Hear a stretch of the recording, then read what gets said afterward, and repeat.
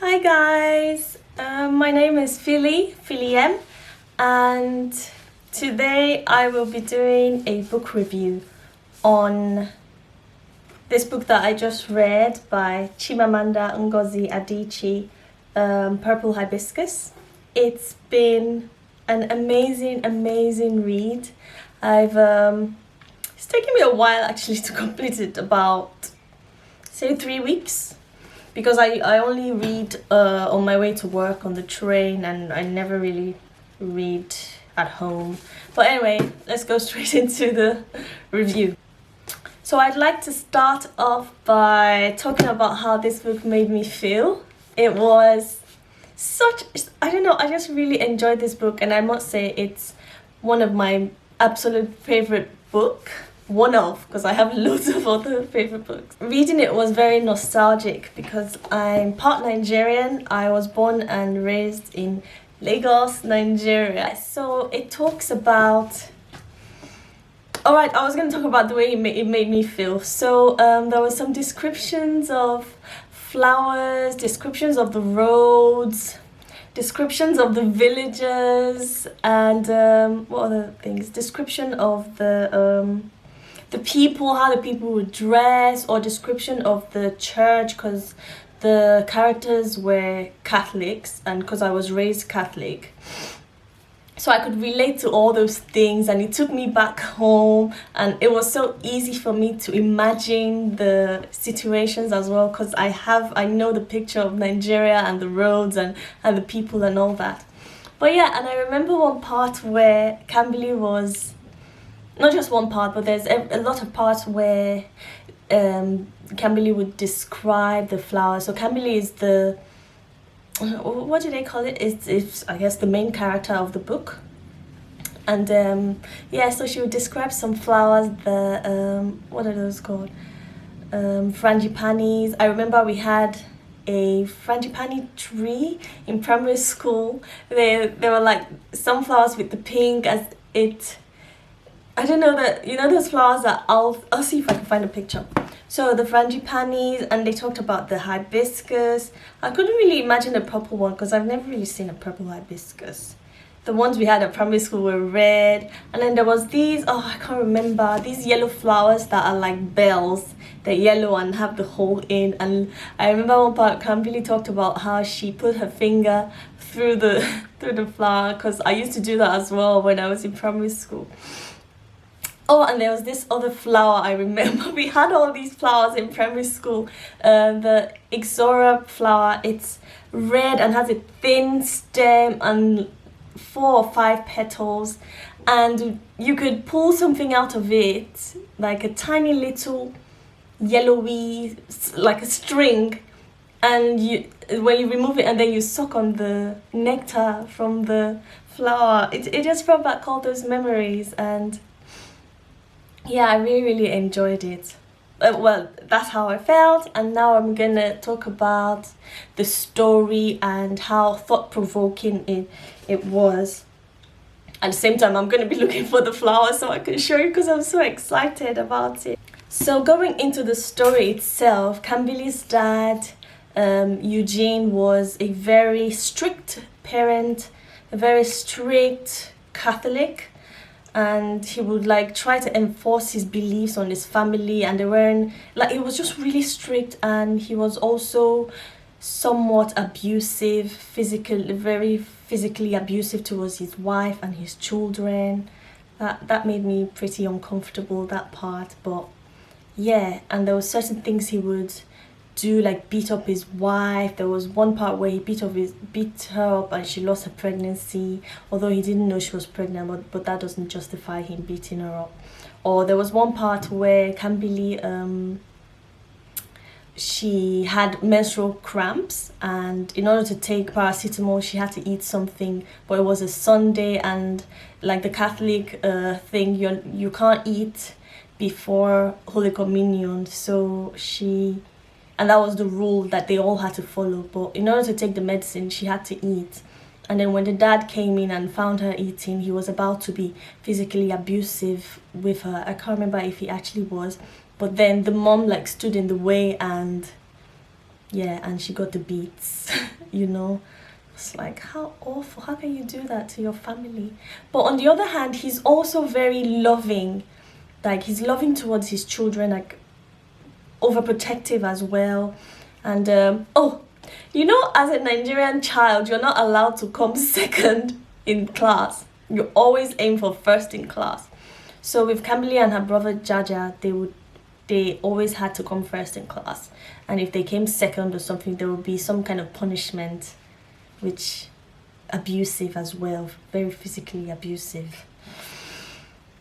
And then Kambili's mom wasn't so strong. She was, I would probably say she lacked self-esteem, and she would let things, you know, yeah, she wasn't, I don't know, I'm just thinking about it as myself, like, if you lay your hand on me, I will punch you, I will fight back, you know. But she never fought back. She just, you know, yeah, I didn't like her character. She was a bit too weak.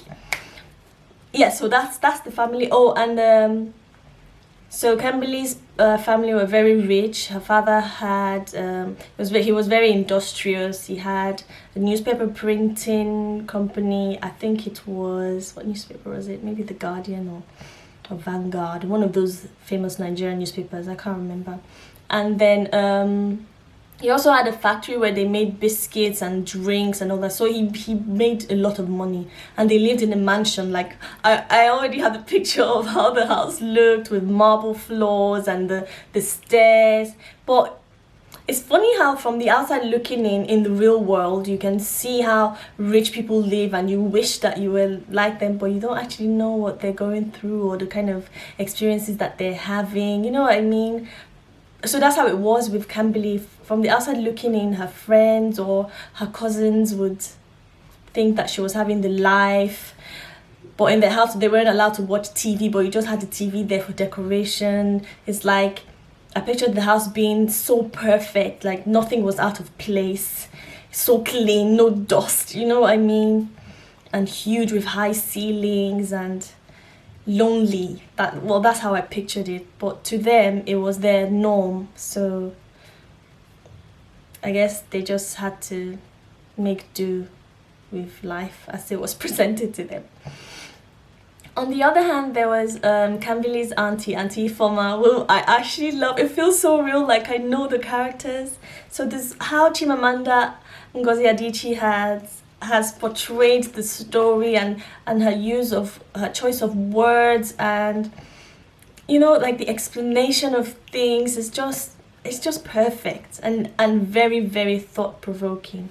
So Kambili, knowing that life, was now able at some point to go and spend some time with the auntie. I think there was some kind of military coup going on, and the father had to send them to the auntie's, and they had never been away from home. They never spent the night anywhere. I think Kambili was 15 years old, and you've never been anywhere. You don't really have much friends, because, you know, I don't know, I just felt a bit sorry for her, especially as a girl. I'm just gonna put my phone on silent. You know what I mean? No freedom, overprotective father, but on the other hand, she was very loving of him. You know, the father-daughter relationship, the mother-son relationship, and there was the father-son relationship as well, where there was just something hanging between them, being men, you know. But anyway, so going back to Kambili's auntie, so they were able to experience freedom. She was easy to talk to, and her kids were so free, not in a disrespectful way to their elders, but, you know, having that freedom and not always being scared or afraid of your parents, you know what I mean? And yeah, there was laughter, there was music. So it was like the complete opposite of Kambili's experience of her family. So I think it sort of exposed them to see how life should be and how it shouldn't be.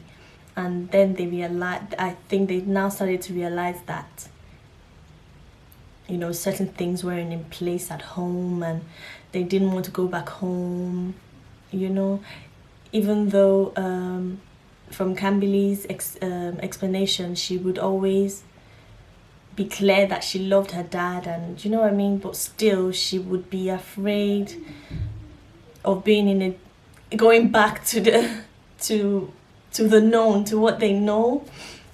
But anyway, with that experience, oh, and then there was a part that made me slightly uncomfortable as well, because Camberly was she had a crush on the priest who would come to to Auntie Ifeoma's house, and the way it was portrayed wasn't appropriate, I don't think. But it's the way Chimamanda has explained it.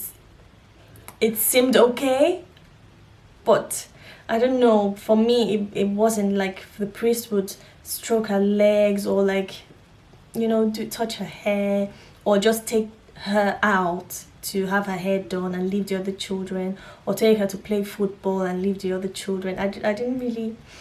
It made me feel a bit uncomfortable. But yeah, Camille was in love with him, and yeah. So I don't want to spoil the story for you, but these are the I'm trying to see how a family can be raised, a brother and a sister, and then they can have very different approach to life or to family. And then there was Camberly's granddad, Eugene, and Auntie Ifeoma's father, who lived in Aba, and Eugene would never allow them visit. That's Tyler making noise in the background. So Eugene would never allow them to visit their granddad. They weren't close to him, and because of his religious, I don't know, he was, yeah, what am I trying to say? Because of his strict religious Catholic beliefs, he would, like, judge other people that are not Catholic or are not Christian. And his father was a traditionalist, but they would refer to him as a pagan. But so yeah, he would never visit. He would only send money. And the times that Camberly and Jaja would go to visit, they were only allowed to stay there for 20 minutes. No eating, no drinking. But like, what was I trying to refer to my childhood with? So the Catholic part I can relate to, where anyway, not to divert from from what I'm saying. You see, it's very thought-provoking, because I'm going in one direction and then I'm thinking of another part of it that relates to me. Like, it fills me on every level of thought, if you know what I mean. But yeah, so yeah, and they weren't allowed to spend so much time with their granddad, while Auntie Ifeoma, on the other hand, she was also a Catholic, but not strict. Like, life goes on, like, come on. And she was really close with her dad. She was so loving and caring towards him, and her kids were so close to him as well. And then Camberly and Jaja, there was one time the granddad went to stay with Auntie Ifeoma, and then Camberly and Jaja were able to experience the granddad's relationship with their cousins, and it was just, it would be weird to be like obvious that they weren't as close to him, but with time they started to get close to him, and obviously Eugene wasn't happy about it. But anyway, I think that's the summary of the story. And yes, and being Nigerian, I can totally relate to a lot of aspects of the story. And I remember one part where they had to, and Ifeoma took them to see the masquerades. I can't remember what they referred to them as, but like, yeah, so they the way they described the masquerades, and I remember when I was a child as well, my grandma she always used to throw these events at the house, and sometimes there'll be masquerades, and it just brought me back to all those memories. I think in every aspect I could relate to every aspect of it. And I remember, I was going to say something. What did I remember now? There's a lot of things that I remember from this book. Yeah, it's just amazing. What was I going to say? After the masquerade, I had something that I was going to say. I totally have forgotten it. Let's try and remember.